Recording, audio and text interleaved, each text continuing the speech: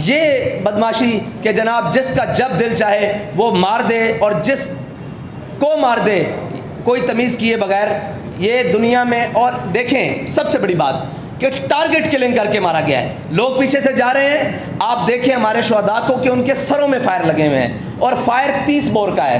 مجھے یہ بتائیں 30 بور سے فائر ٹارگٹ کلر کے علاوہ کوئی مار سکتا ہے سر میں؟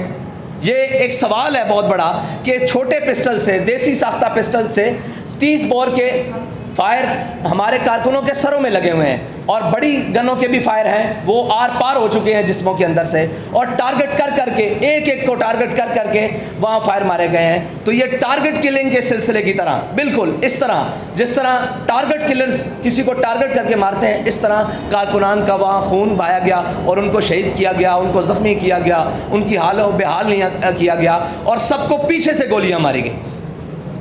یہ تھے جی ہمارے اس سانے کی رویداد.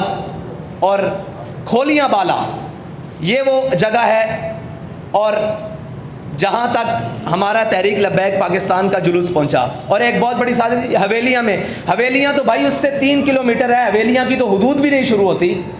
ایبٹ آباد بھی وہاں سے، ایبٹ آباد ضلع کی حدود وہاں سے شروع نہیں ہوتی جہاں تک ہم گئے ہیں. وہ بھی آگے پل کراس کریں تو آگے جاتا ہے، تو ہم تو پل کے پہلے دعا کر کے واپس آ چکے ہیں. تو یہ ایک سازش کی جا رہی ہے جی حویلیاں وہاں پہ فرقہ وارانہ تھا. بھائی ہم وہاں گئے ہی نہیں، وہاں پر دفعہ 144 ہے ہی نہیں، وہاں پر کوئی مسئلہ ہے ہی نہیں. ہم تو پہلے اپنا جلوس ختم کر کے واپس ہو رہے ہیں، اور جلوس ختم کرنے سے پہلے ہی انہوں نے شیلنگ سٹارٹ کر دی اور آوازیں آنے لگ پڑی. ہمارے پاس وہ ویڈیوز بھی ہیں، وہ لوگ چلائیں گے کہ جب ہم اعلان کر رہے ہیں کہ ہم واپس جا رہے ہیں اور ہم نے ختم کر دیا واپس چلو. یہ شاہ صاحب بھی اعلان کر رہے ہیں، میرا بھی اعلان موجود ہے ذمہ داران کا.